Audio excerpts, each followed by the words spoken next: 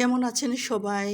দেশের এরকম একটা পরিস্থিতি, তারপরেও আমরা যেহেতু লকডাউন শিথিল করা হয়েছে, তাই আমরা একটু নিউ মার্কেট আসছিলাম। তো নিউ মার্কেটে এসে কেনাকাটা করেছি, যদিও বা মনের মতো হয়নি কেনাকাটাগুলো। তারপরে যে একটা বিয়ে আছে, তো বিয়ের জন্য আমার মেয়েরা ফ্লাওয়ার গার্ল হচ্ছে, তাই ওদের জন্য ফ্লাওয়ার মুকুট কিনতে আসছিলাম। তো যে কালারটা চাচ্ছিলাম সেরকম পাচ্ছিলাম না। তারপরও ওরা বলল যে বানিয়ে দিবে, তো ওরা বানিয়ে দিয়েছে। পরে আবার জামা কিনে ফেলেছি অন্যটা, মানে মিলবে না শেষ পর্যন্ত। প্রথমে তো পার্পেল কালারের, হালকা লাইট কালারের পার্পেল কালার কেনার কথা ছিল, কিন্তু পার্পেল কালারের যেটা হয়েছে, বড়টার জন্য হলে ছোটোটার জন্য হয় না, ছোটোটার জন্য হলে বড়টার হয় না, মানে এরকম করে পাচ্ছিলাম না। তাই অন্য একটা কালার কিনে ফেলেছি, যা হবার হবে। তো শেষ পর্যন্ত ফ্লাওয়ারের মুকুটটা আর মিলবে না। তো দেশের এই পরিস্থিতি হবে এটা তার জানা ছিল না। বিয়ের ডেটটা অনেক আগে থেকেই ফিক্সড করা হয়ে গিয়েছিল। তো সবাই দোয়া করেন যেন বিয়েটা সুস্থ সুন্দরভাবে ঝামেলামুক্তভাবে শেষ হয়ে যায়। সবাই নবদম্পতিদের জন্য দোয়া করেন। তো এই যে ফাইনালি এটা নিয়েছি, এটা দেখছি।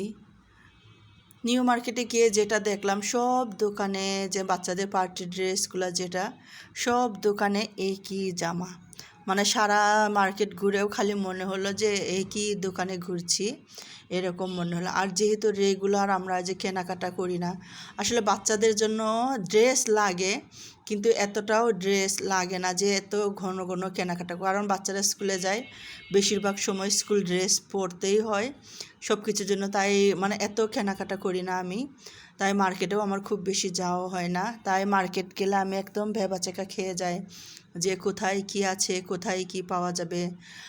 যেমন ছোটোখাটো জিনিস কেনার জন্য আমরা দূরে কোথাও যাই না, আমাদের বাসার কাছে যে শপিং মলগুলো আছে সেখান থেকেই নিয়ে নিই। আবার সেখানেও সবসময় মনের মতো জিনিস হয় না, তাই ভেবেছিলাম যে নির্দিষ্ট দোকান থাকে, খুব যে দোকান থাকে এরকম না। তো বাচ্চাদের পার্টি ড্রেস নিউ মার্কেট থেকে কেনা হয়নি, কিছু কিনেছি নিউ মার্কেট থেকে। 2টা ড্রেস কিনেছি, নিজের জন্য শাড়ি কিনেছি, একটা শাড়ি কিনে অনেক বেশি ঠকেছি। তারপর বাচ্চাদের জন্য ড্রেস কেনার জন্য বসুন্ধরা শপিং কমপ্লেক্সে আসছি। তো সেখানেও মানে আমার বসুন্ধরাতেও আমি যেহেতু রেগুলার আসি না, তাই কোথায় কি আছে আমি সেটাও জানি না। তাই বসুন্ধরায় যাওয়ার আগে আমার এক বোনকে জিজ্ঞেস করলাম, সে যেহেতু রেগুলার শপিং করে শুক্তারা ব্লক, ওকে জিজ্ঞেস করে তারপর সেইখান থেকে গিয়ে ড্রেসটা কিনে নিয়ে আসছি। ওখানে সত্যি অনেক সুন্দর সুন্দর ড্রেস ছিল, কিন্তু যেহেতু আমার 2 মেয়েকে একই কালারের ড্রেস কিনতে হবে, পার্পেল কালার কিনতে হবে, তাই সমস্যাটা বেশি হচ্ছিল। ছোটোটার জন্য পাচ্ছি পার্পেল কালার, কিন্তু বড়টার জন্য পাচ্ছি না বলতে বড়টার আসলে মাপ হচ্ছে না। আমার বড় মেয়েটা এখন আর ছোট মেয়ে নাই, সে একদম কিশোরী হয়ে গেছে। তো সে যে একদম শিশু বয়স যেটা বলে, সে মনে হয় শিশু বয়স পার হয়ে গেছে।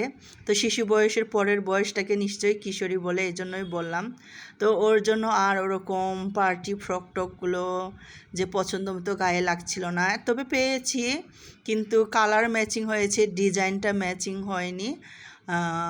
পছন্দ হয়ে মোটামুটি পছন্দ হয়েছে জামাটা। ছোটোটাটা যেরকম অনেক পছন্দ করেছি সবাই, যেমন ওর ডিজাইনটা পছন্দ করেছি, কিন্তু বড়টার যেমন একটু ডিজাইনটা যেরকম চেয়েছি সেরকম হয়নি কি। আর সবথেকে বড় কথা, আমরা হাতা কাটা জামা নিতে চাচ্ছিলাম না, হাতাওয়ালা জামা লাগবে। তো অনেকগুলো কন্ডিশন পেরিয়ে জামাগুলো কিনতে অনেক, যদি কালার ম্যাচিংয়ের ব্যাপার না থাকতো, যদি মানে না থাকতো, তাহলে কোনো সমস্যা হতো না। তাছাড়া আবার অর্ডার করতে চেয়েছিলাম, অর্ডারে একটু ভরসা পায় না, কারণ অনেক আশা নিয়ে একটা জামা টেইলারিংয়ে দিই, পরে যেটা হয় মনের মতো হয় না, সে একটা ভয় ছিল খরচ হবে, সেজন্য রেডিমেড ড্রেসের প্রতি বেশি মানে আকর্ষণটা বেশি, রেডিমেডগুলো ভালো লাগে, যে দেখে শুনে একদম করে পাওয়া যায়। তো এটাই হলো কথা। তো মেয়েরা এই যে একটু নাচ প্র্যাকটিস করছে, ভিডিও আসলে করতে ইচ্ছে করে না, ভিডিও করার মতো মন মানসিকতা নাই, কি বলবো।